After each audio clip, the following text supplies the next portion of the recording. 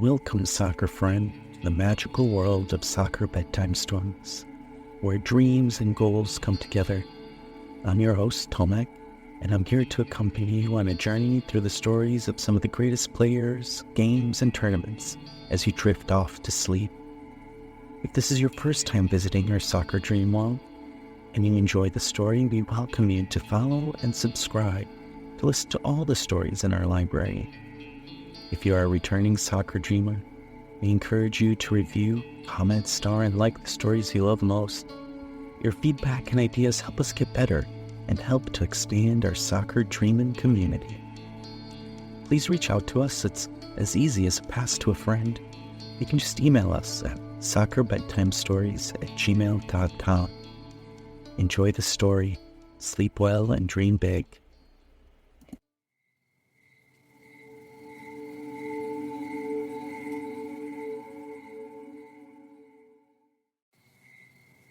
Before we begin our story, friend, let's take a deep breath and imagine that we are all snuggled up in a cozy blanket, surrounded by warmth and comfort.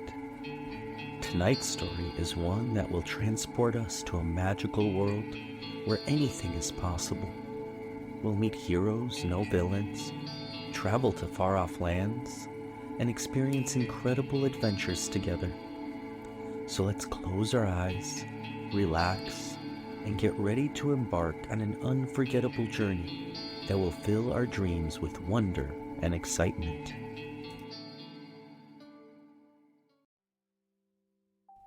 The Underdog. Once upon a time, when the fields were green and the fans were loud, people all around the world were turning on their television sets to see the World Cup final.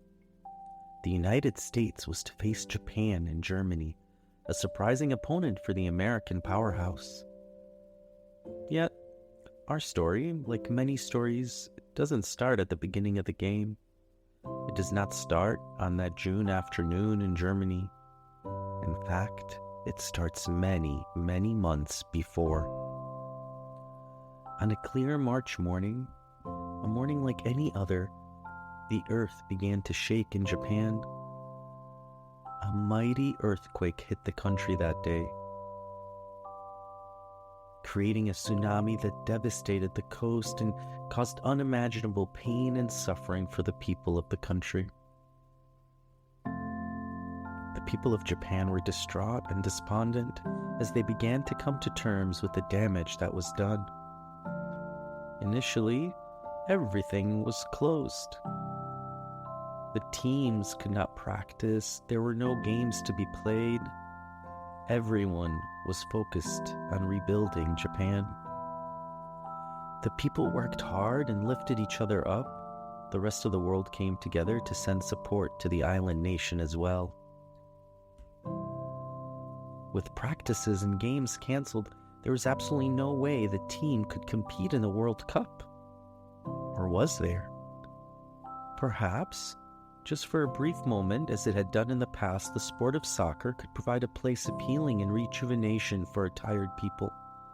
Perhaps by taking the field, the Japanese women could provide hope for their countrymen. Determined, the team did travel to Germany. Both teams made it to that final game with some difficulty.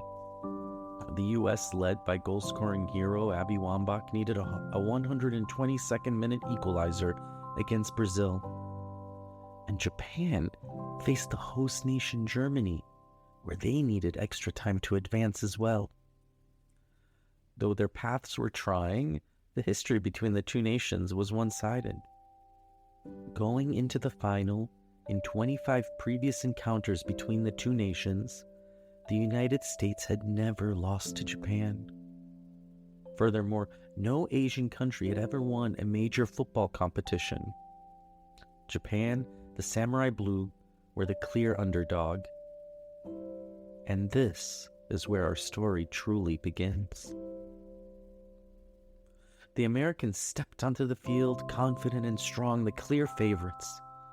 The United States, led by Abby Wambach, Megan Rapinoe, and Carly Lloyd, started with a flurry, pressuring their foe, trying to score and take the lead.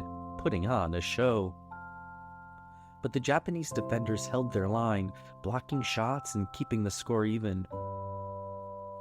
In the 22nd minute, the tide shifted just slightly. Shinobu Ono, Japanese striker, created space and took a shot, hoping to find the goal, but luck was not on our side. It was denied. 6 minutes later, Abby Wambach, with a powerful shot aimed high, hit the bar. Oh, so close. Oh my, the ball bounced away, and now the Samurai Blue had a chance of their own. In the 30th minute, they nearly broke through, but Hope Solo, the American keeper, forced to make a save with her skillful and trusted hands. The first half ended, no goals to be seen. Both teams fought hard. Possession favored the Japanese, which was a surprising sight, and perhaps a sign that the underdogs were here to fight.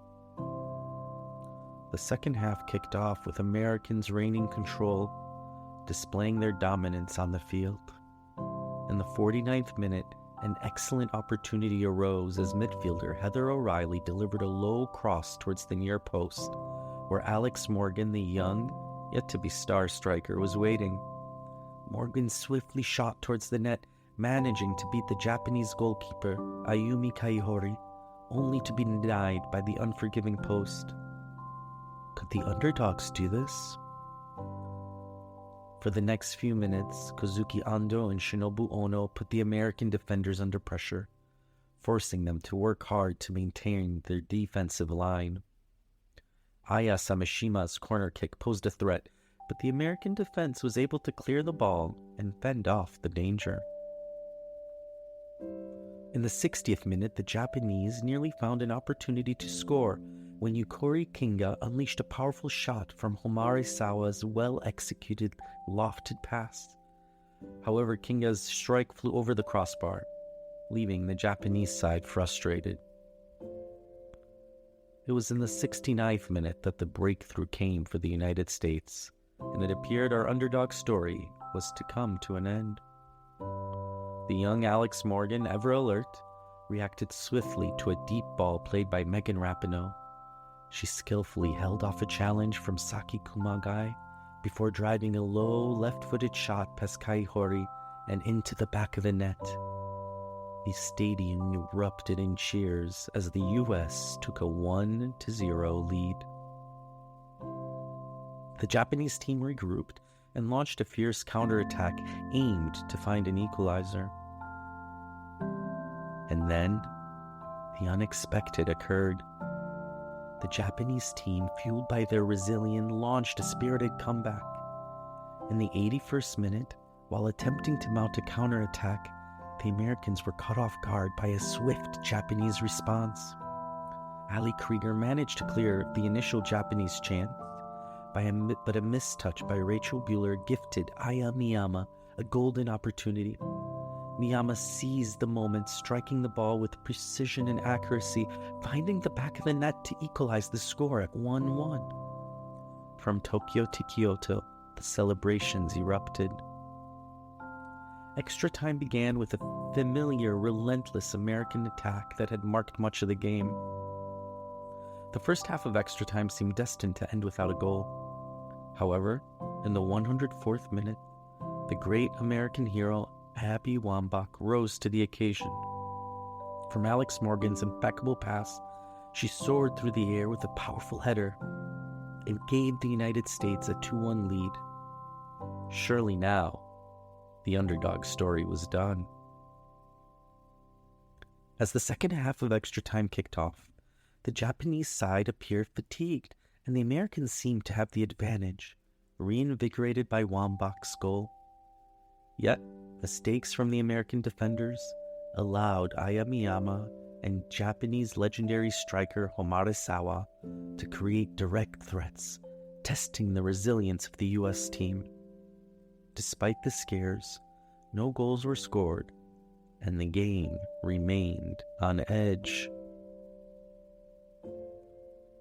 Then,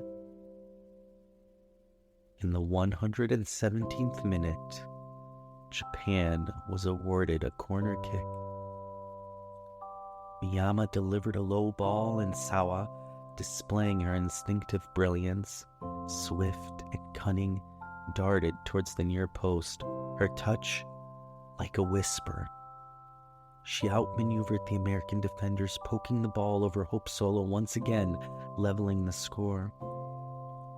The intensity heightened as both teams fought desperately to find a winner, but neither could break the deadlock.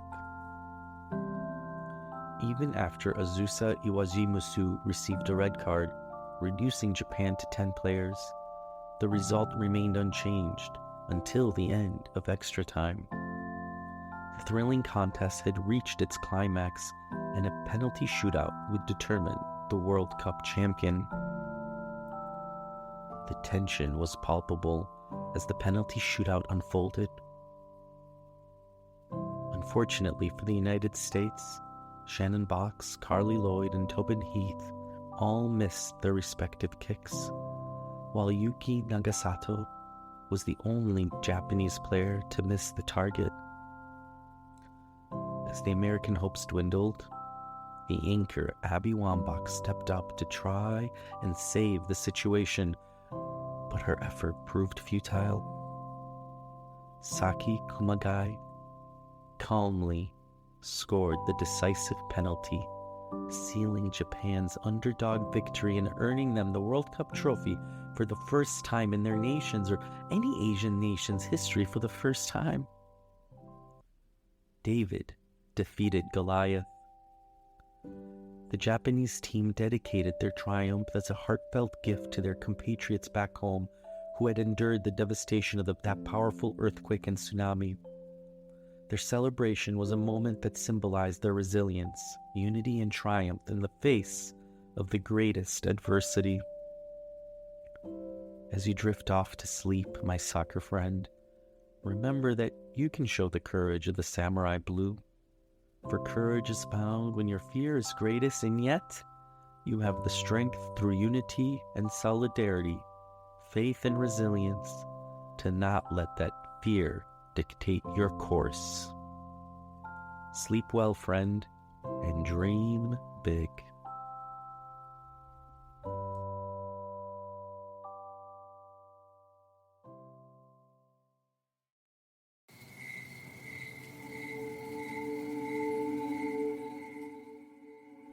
Hey soccer friends, if you enjoy soccer bedtime stories, you might also enjoy the Soccer Time Machine podcast.